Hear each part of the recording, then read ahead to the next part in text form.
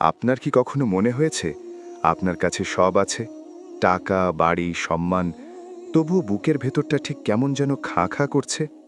এক গভীর হাহাকার, এক অস্থিরতা যা কোনো কিছুতেই মেটে না। আপনার চারপাশটা খুব কোলাহলপূর্ণ, কিন্তু আপনার হৃদয়ে যেন এক শ্মশান নীরবতা। আপনি হাসছেন ঠিকই, কিন্তু আপনার আত্মাটা গোপনে কাঁদছে। কেন এমন হয় কখনো ভেবেছেন কি? আমাদের জীবনটা আজ যান্ত্রিকতায় পূর্ণ। আমরা ছুটছি তো ছুটছি, কিন্তু গন্তব্য জানি না। ঠিক এমনই এক অস্থির যুবকের নাম ছিল আরিয়ান। তার জীবনে সুখের সব উপকরণ ছিল, কিন্তু শান্তি ছিল না। রাতের পর রাত সে ছটফট করত, দুশ্চিন্তার ভারে তার নিঃশ্বাস যেন বন্ধ হয়ে আসত। একদিন গভীর রাতে, যখন পুরো শহর ঘুমে বিভোর, আরিয়ান তার পুরনো আলমারি থেকে ধুলো পড়া একটি বই হাতে নিল। সেটি ছিল রাসূলুল্লাহ সাল্লাল্লাহু আলাইহি ওয়াসাল্লামের পবিত্র জীবনী। আনমনেই সে পাতাগুলো উল্টাতে লাগল।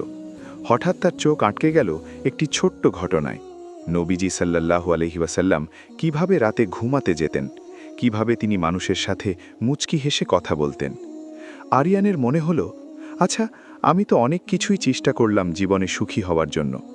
একবার কি আমার নবীজির দেখানো ছোট ছোট অভ্যাসগুলো পালন করে দেখা যায় না? সেই রাত থেকেই আরিয়ান ঠিক করল, সে তার প্রতিটা কাজে নবীজির সাল্লাল্লাহু আলাইহি ওয়াসাল্লামের সুন্নাহকে ফিরিয়ে আনবে। খুব ছোট থেকে শুরু করল সে, রাতে উজু করে ঘুমানো আর সকালে বিসমিল্লাহ বলে দিন শুরু করা। অদ্ভুত এক অনুভূতি তার হৃদয়ে দোলা দিতে লাগল, যা সে আগে কখনো অনুভব করেনি। আরিয়ানের দিনগুলো বদলে যেতে শুরু করল। সে আগে খুব খিটখিটে মেজাজের ছিল, সামান্য আঘাতেই ভেঙে পড়ত। কিন্তু এখন সে তার প্রতিটি কাজে সুন্নার পরশ মাখাতে লাগল। কাউকে দেখলে আগে সালাম দেওয়া, খাবার সময় বসে পানাহার করা, আর সবচেয়ে বড় কথা, সব সময় মুখে এক টুকরো হাসি রাখা। তার মা একদিন অবাক হয়ে জিজ্ঞেস করলেন, বাবা, তোর মাঝে কিসের যেন একটা মায়াবী পরিবর্তন দেখছি। তুই কি নতুন কোনো জগতে বাস করছিস? হারিয়ান মুচকি হাসল।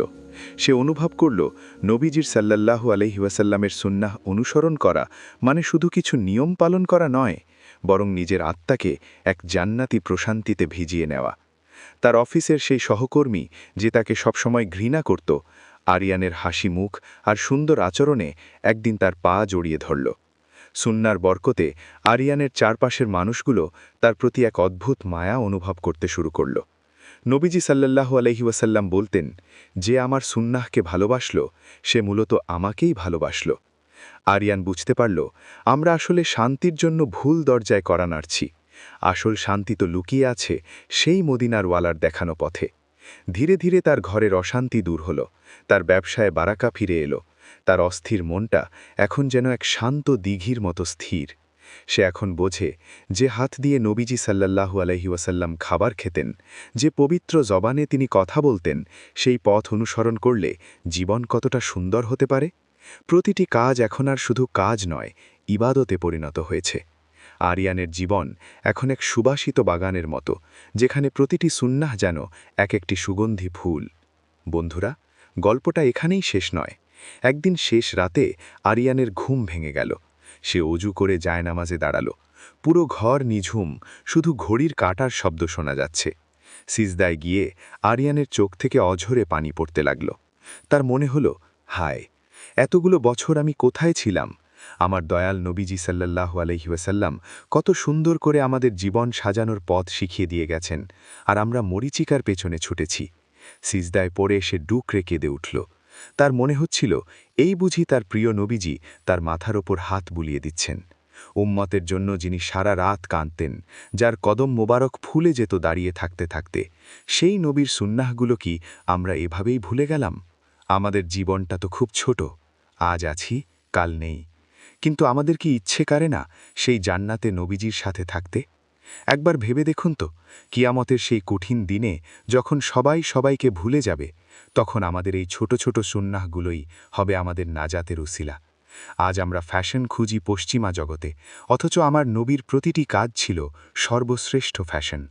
ওগো দয়াল আল্লাহ, আমাদের হৃদয়ে নবীজির সুন্নার প্রতি এমন এক মহব্বত তৈরি করে দিন, যেন আমরা প্রতিটি নিঃশ্বাসে তাকে অনুভব করি। আসুন না, আজ থেকেই প্রতিজ্ঞা করি, আমরা আমাদের প্রিয় নবীর একটি সুন্নাহ হলেও জীবনে আঁকড়ে ধরব। বিশ্বাস করুন, আপনার চোখের এক ফোঁটা পানি আর একটি ছোট্ট সুন্নাহ পালনের জেদ আপনার পুরো জীবনকে পাল্টে দিতে পারে।